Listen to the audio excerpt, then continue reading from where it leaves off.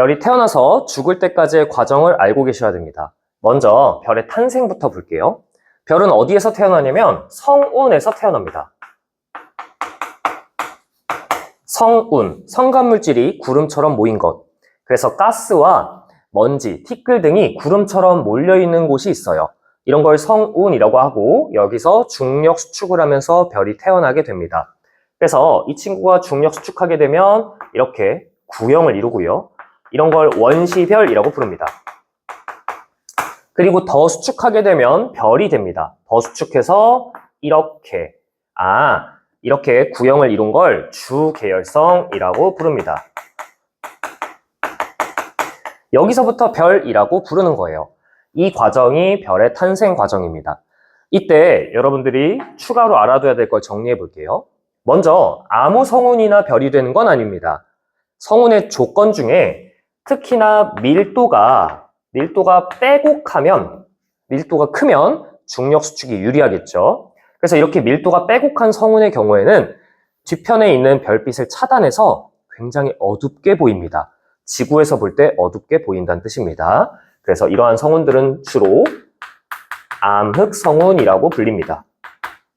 어둡게 보인다. 별빛을 차단하기 때문에. 그만큼 빼곡하다는 얘기고요. 중력 수축이 유리해서 별이 되기 좋다. 근데 원시별과 주계열성의 차이는 뭐냐? 온도의 차이입니다. 온도의 차이. 그래서 지금 이 과정에서 수축이 점점 일어나고 있는데 이 과정에서는 중력 수축이 일어나고 있다. 중력 수축, 그리고 중력 수축. 이렇게. 그래서 이 내부 온도가 점점 올라가요. 그러다가 이 주계열성 같은 경우는 여기 내부 온도가 몇 켈빈이냐? 이 한가운데 온도가 10의 7제곱 켈빈에 도달하게 되면 주계열성이라고 부릅니다. 10의 7제곱 켈빈이요. 이 온도가 수소 핵을 융합시킬 수 있는 온도입니다. 그래서 이 온도에 도달하면 주계열성이다 라고 부르는 겁니다.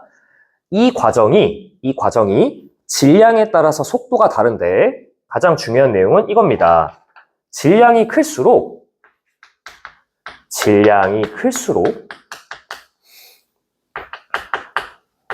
주계열에 빠르게 도달합니다. 주계열에 빠르게 도달한다. 즉, 규모가 크면, 질량이 크면 빠르게 별이 된다는 겁니다. 사이즈가 작다, 그럼 천천히 수축해서 별이 되고요. 사이즈가 크면 빠르게 별이 된다. 그래서 우리는 별이 됐습니다. 이 단계를 주계열 단계라고 부릅니다. 주계열. 이 주계열성에서는 주계열성의 중요한 특징 2가지를 숙지하고 계셔야 되는데, 첫 번째, 주계열성은 중심부에서 수소핵융합이 일어나야 됩니다. 중심부에서 수소핵융합이 일어나야 해요. 수소핵융합. 이 수소핵융합은 우리 고등학교 1학년에서도 소개가 되는데 이런 겁니다. 여기 참고. 수소핵융합이 뭐냐? 4개의 수소핵을 합쳐서 하나의 헬륨핵을 만듭니다. 하나의 헬륨핵을 만들어요. 이렇게. 여기 그냥 이렇게만 쓸게요. 수소핵, 헬륨핵 이런 뜻입니다. 수소핵 4개 합쳐서 헬륨핵 하나 만들면서 에너지가 생산이 됩니다. 이렇게. 이때 주의사항은 수소 4개가 합쳐지는 과정에서 질량이 조금 사라집니다. 질량이 사라져요. 근데 그 사라진 질량이 에너지가 돼서 방출이 되고 있는 겁니다. 그래서 이 에너지량을 계산하면 이렇게 됩니다. 방출된 에너지는 사라진 질량에다가 빛의 속도를 2번 곱한 값만큼, 이만큼이 에너지가 돼서 별이 이 에너지를 막 방출하고 있는 겁니다. 이걸 아인슈타인의 질량 에너지 등가 원리라고 합니다. 질량이 곧 에너지다. 그래서 수소를 막 합치는 거예요. 여기 한가운데에서 수소를 막 합치면서 헬륨을 만들고 에너지가 생기는데 그 에너지로 별이 살아간다. 요걸 주계열 단계 가장 핵심적인 내용입니다. 이때 시험 문제에서는 어떻게 나오냐면 수소핵 4개가 질량이 커, 헬륨핵 하나가 질량이 커 이렇게 물어볼 겁니다. 좌변이 질량이 더 크다 이렇게 대답을 하셔야 하고요. 그리고 이 반응은 낮은 온도에선 일어나지 않습니다. 온도가 충분히 높아야만 해요. 왜냐면 이 수소핵이 양성자거든요. 양성자. 원자번호 1번이니까. 수소핵 이꼴 양성자. 그래서 양성자 4개를 합치려고 하는데 플러스랑 플러스가 어떻게 붙겠어요? 온도가 엄청 높아야 때려 박을 수가 있습니다. 때려 박으면서 붙여야 돼요. 그래서 온도가 10의 7제곱 켈빈이 필요합니다. 뭐라고요? 이 반응은 10의 7제곱 켈빈, 1000만 켈빈이 넘어가야지만 이 반응이 일어나게 됩니다. 이쪽에다가 쓸게요. 이쪽에다가. 수소핵융합 반응은 10의 7제곱 켈빈이 넘어가야 한다. 그 다음 두 번째. 이 별 입장에서 이렇게 에너지가, 이렇게 중력이 작용합니다. 중력이 작용해요. 여기서도 중력이 작용하죠? 중력 계속 작용합니다. 이렇게 중력. 그런데 이렇게 수축하다 보면 내부에서 이제 에너지를 만들게 돼요. 수소핵융합에 의해서. 에너지를 막 만들어. 그럼 여기 온도도 엄청 높아지면서 팽창하려는 힘이 생깁니다. 팽창하려는 힘. 이걸 기체 압력이라고 표현하는데, 수축하다 보면 중심부에서 에너지가 만들어지면서 팽창하려는 힘도 생깁니다. 이 힘이 절묘하게 밸런스를 이뤄요. 이렇게요. 이렇게. 수축하려는 힘과 팽창하려는 힘이 밸런스를 이룬다. 이 두 번째 내용을 뭐라고 부르냐면 정역학 평형 상태다. 이렇게 부릅니다. 정역학 평형이 뭐라고요? 수축하려는 중력과 팽창하려는 기체 압력이 같아진다. 비슷해집니다. 이렇게. 그럼 별이 어떻게 써요? 크기가 안정적으로 유지가 되겠죠. 크기가 안정적이에요. 완전히 일정하진 않지만 안정한 상태라는 겁니다. 수축하려는 힘, 팽창하려는 힘, 밸런스를 이뤘기 때문입니다. 그래서 정자가 고요하다 이런 뜻입니다. 정적이다. 힘이 고요하게 정적으로 평형을 이뤘다. 수축하려는 힘, 팽창하려는 힘. 그럼 1초 요약하면 안정적이다 상태라는 얘기입니다. 안정적이에요. 굉장히 안정적이에요. 그래서 별의 일생의 대부분을 이 상태로 살아가게 됩니다.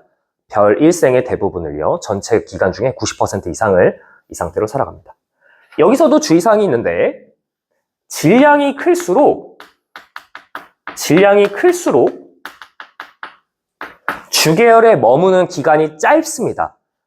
그런데 방금 얘기했듯이 수명, 별 일생의 대부분을 이 상태로 살기 때문에 주계열에 머무는 기간이 곧 수명과 비슷합니다. 그래서 질량이 클수록 수명이 짧다. 여기까지 추가로 알아두시면 되겠습니다. 이렇게 주계열성에 살아가게 되는데 여기서 참고사항이 있습니다. 참고. 아래쪽에다가 쓸게요. 참고. 시험 문제에는 주계열성의 내부 구조를 물어보는 문제가 나옵니다. 이 주계열성의 사이즈에 따라서 내부 구조가 다르게 되는데 한번 그려볼게요. 여기 태양이 있습니다. 태양은 내부가 어떻게 생겼냐면 가운데 핵이 있고요. 핵. 그 다음 표면부에서 대류가 일어나요. 뭐라고요? 표면에서 대류가 일어나요.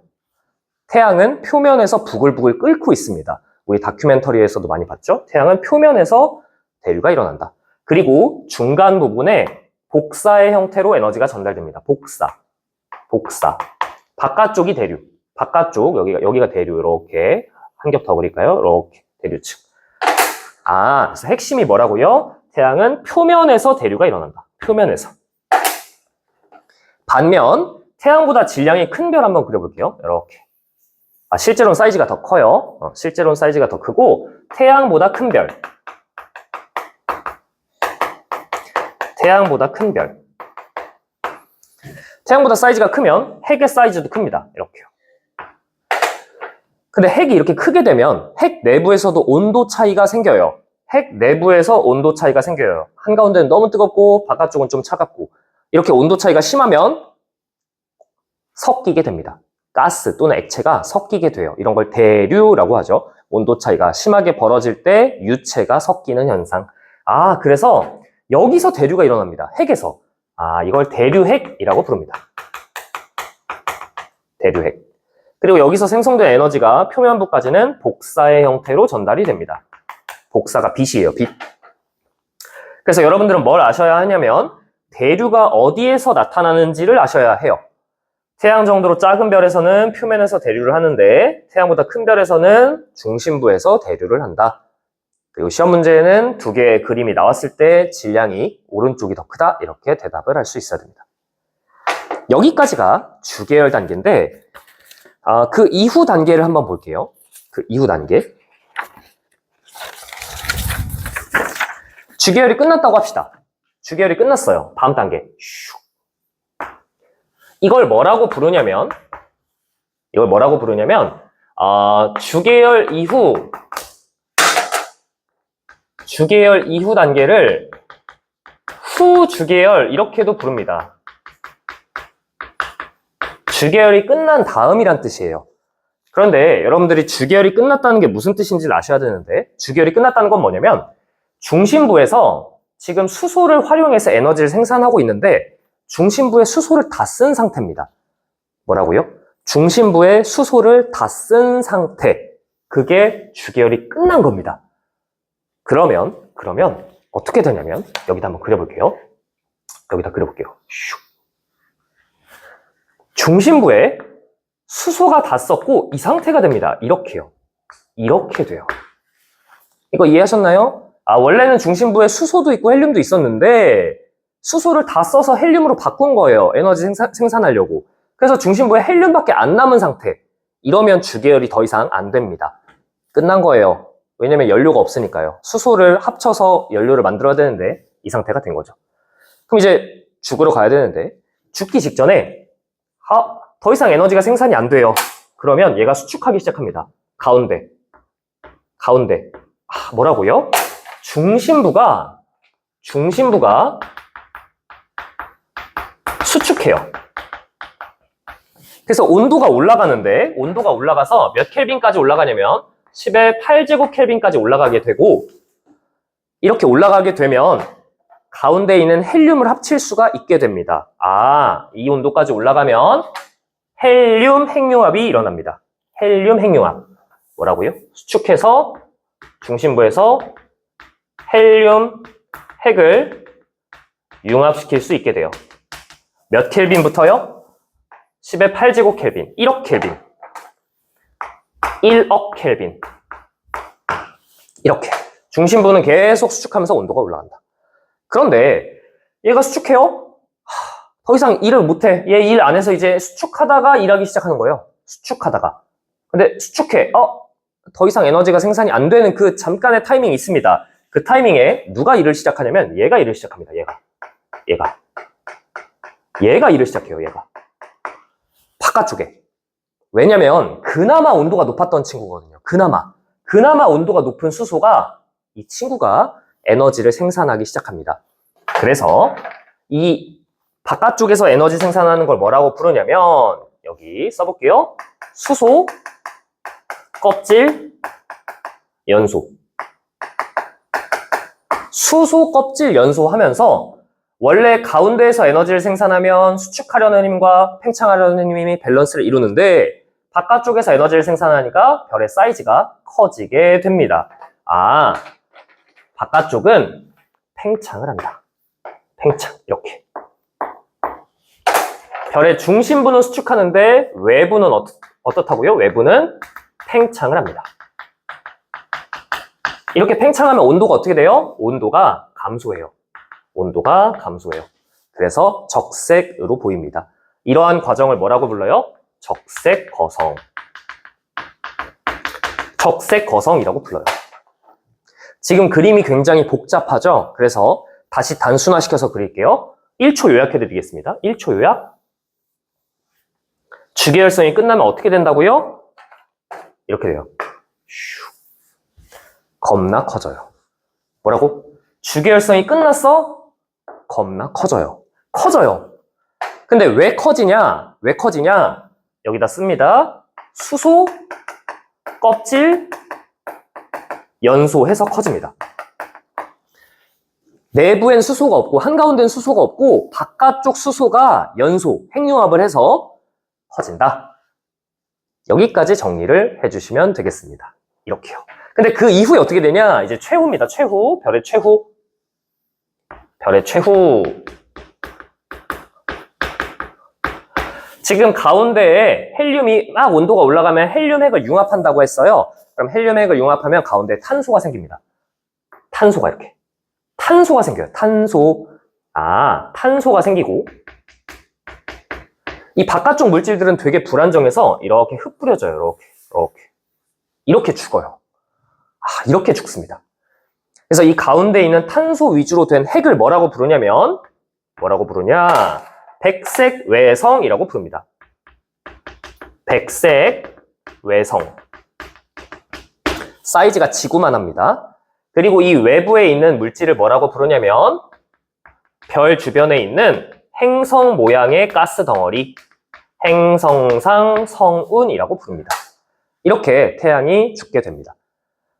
이 일련의 과정은 저쪽 끝에서 태양이 수축해서 태어나고 죽기까지의 과정은 100억 년 정도 소요가 되고 태양의 현재 나이는 50억 년입니다. 태양은 절반 정도 살았어요. 여기까지가 태양의 탄생과 최후입니다. 그런데 시험 문제는 태양만 나온 게 아닙니다. 태양보다 훨씬 큰 별이 출제가 되는데요. 밑에다 써볼게요. 태양보다 매우 클 때 말하는 겁니다. 태양보다 매우 클 때. 태양은 이렇게 되는데, 거성이 되는데 태양보다 매우 크면 어떻게 되냐? 여기서 매우는 몇 배냐면 한 8배에서 10배? 태양보다 8배, 한 10배? 이 정도보다 더 큰 거. 그러면 어떻게 되냐면 별이 진짜 커져요. 진짜로 커져. 진짜로. 진짜로 엄청 커져요. 이걸 뭐라고 부르냐? 초거성이라고 부릅니다. 초거성. 그런데 태양 같은 경우는 딱 탄소까지밖에 못 만들어요. 뭐라고? 여기 가운데에 탄소가 생겨요. 탄소핵. 탄소 생겨서 얘가 남은 게 백색위성이에요. 이렇게. 근데 이 친구는 사이즈가 크니까 중력도 커요. 그래서 탄소를 또 융합시켜서 산소 만들고 네온 만들고 규소 만들고 계속해서 새로운 원소를 만듭니다. 결국에 가운데에 철까지 생깁니다. 철핵까지 생겨요. 철핵. 엄청나게 수축해서 온도가 올라가고요. 바깥쪽은 엄청 팽창하는 겁니다. 이걸 초거성. 근데 불안정해서 폭발하면서 죽습니다. 폭발. 이걸 뭐라고 하냐? 초신성 폭발. 이렇게 초신성 폭발할 때 철보다 무거운 원소가 생성이 됩니다. 철보다 무거운 원소가 이때 생성이 됩니다. 그래서 우리 몸속에 철보다 무거운 원소가 지금도 있는데 그 몸속에 있는 철보다 무거운 원소 이때 생성된 겁니다. 그러니까 여러분들 몸속에는 별이 죽을 때의 잔해가 남아있는 거죠. 초신성 폭발할 때 철보다 무거운 원소가 생성된다. 그리고 남은 핵이 중성자별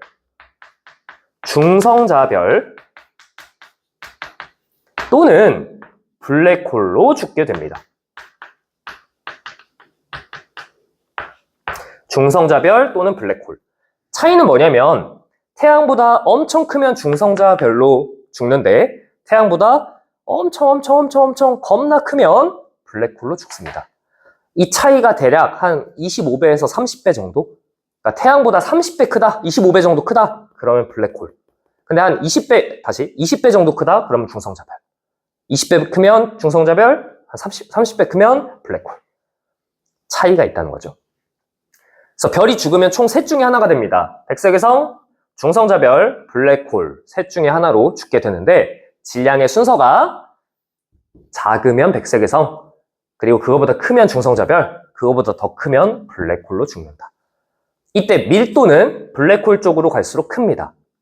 중력도 블랙홀 쪽으로 갈수록 큽니다. 그래서 블랙홀은 밀도가 너무 크고 중력이 너무 커서 빛조차 빠져나오지 못하는 천체가 블랙홀입니다.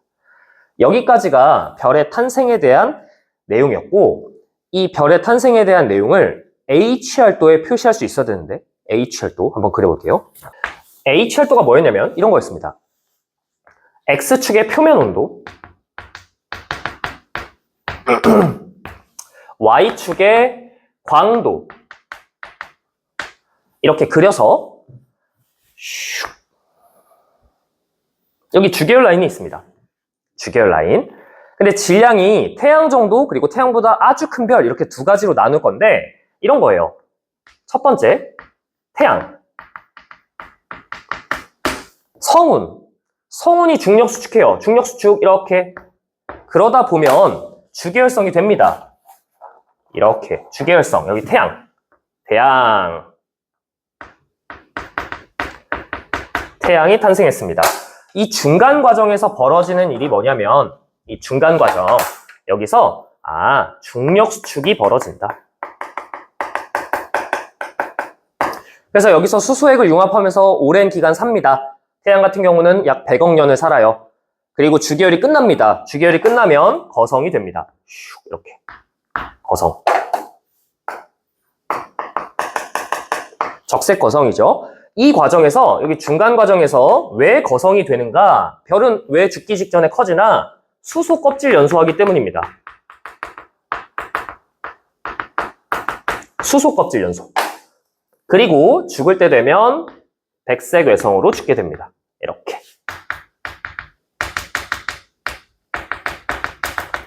이게 태양의 일생이고요. 두 번째, 태양보다 큰 별. 태양보다 큰 별. 태양보다 큰 별 같은 경우는 중력 수축을 매우 빠르게 합니다. 슉 이렇게 빠르게. 그리고 큰 주계열성이 됩니다. 이렇게 촥. 그리고 짧게 살아요. 수명이 짧으니까. 그 다음에 초거성이 돼요. 초거성. 슉 이렇게. 그래서 엄청 커져요. 초거성. 슉. 초거성. 그 다음에 죽을 때 초신성 폭발, 빰. 그리고 그 핵이 중성자별 또는 블랙홀이 되는데 중성자별과 블랙홀은 극단적인 천체라서 H열도에 표현할 수가 없습니다. 여기까지가 태양과 태양보다 큰 별의 차이였습니다. H열도에서 각각의 순간에 어떤 현상이 일어나는지를 대답할 수 있어야 됩니다. 마지막 수소 핵융합 에너지.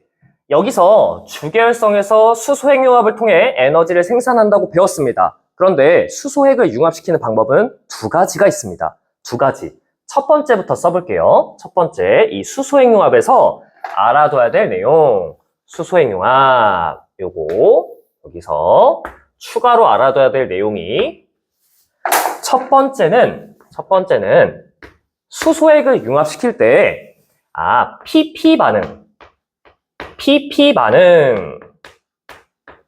여기서 P는 뭘 말하냐면 양성자를 말합니다. 양성자, P. 양성자 반응이라고도 불러요. 이게 무슨 뜻이냐? 지금 양성자 4개 합치는데 그냥 양성자만 때려 박는 거예요. 계속해서. 이걸 PP 반응이라고 부릅니다. 양성자만 계속 합친다. 그런데 효율이 좋지 않아요. 효율이. 양성자 4개 합쳐서 헬륨 하나 만든다 그랬잖아요? 근데 실제로는 이렇게 돼요. 실제로는. 6개의 수소액 합쳐서 헬륨 하나 만들면서 2개의 수소가 나오게 됩니다. 그러면서 에너지가 나와요. 이거 무슨 뜻이에요? R자식은 똑같아. R자식은 이거예요. 4개 합쳐서 헬륨 만드는데 실제로 4개 합쳐서 헬륨 만들 때 6개를 때려 박는다는 얘기예요. 그러면서 헬륨 하나 나오면서 수소 2개 나온다. 이게 PP 반응. 효율이 좀 떨어진다는 얘기죠. 그런데 더 효율 좋은 게 있습니다. 뭐냐면요. 이겁니다. 이거.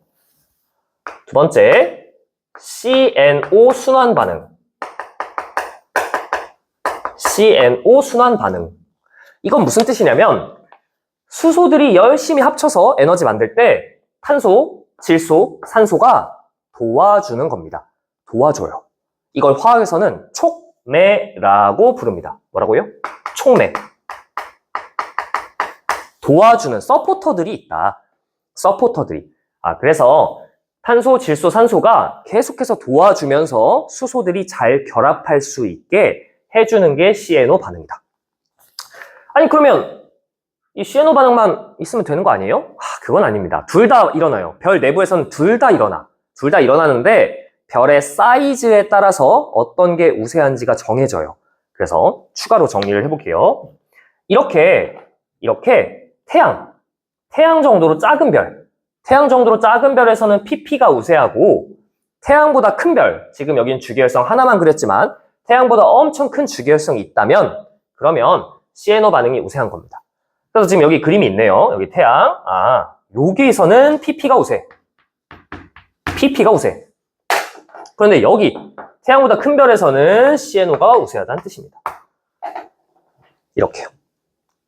그럼 이 내용을 저 전체 서머리에서 다시 정리하면 여기 태양에선 뭐가 우세하다고요? 지금 여기서 막 에너지 생산하는 거 보이시나요? pp가 우세하다. pp가 우세. 태양 내부에서는. 그런데 여기 지금 큰 주계열성이 있네요. 여기서도 수소액을 융합시키는데 여기서 어떤 식으로 융합하냐? CNO가 더 우세합니다. 방식이 다르다는 뜻입니다. 방식이. 그래서 여러분들 외울 때는 이렇게 규모가 큰 별에서는 도와주는 친구들도 많구나. 인맥이 넓다고 생각하시면 돼요. 인맥 넓어서 도와주는 친구들 많구나. 여기는 좀 좁아서 나 혼자 열심히 한다. 여긴 도와주는 친구들 많다. 이렇게 생각을 하시면 되겠습니다. 여기까지가 별의 탄생과 진화 과정 그리고 최후 마지막으로 H열도에 표현하는 것까지 배웠습니다.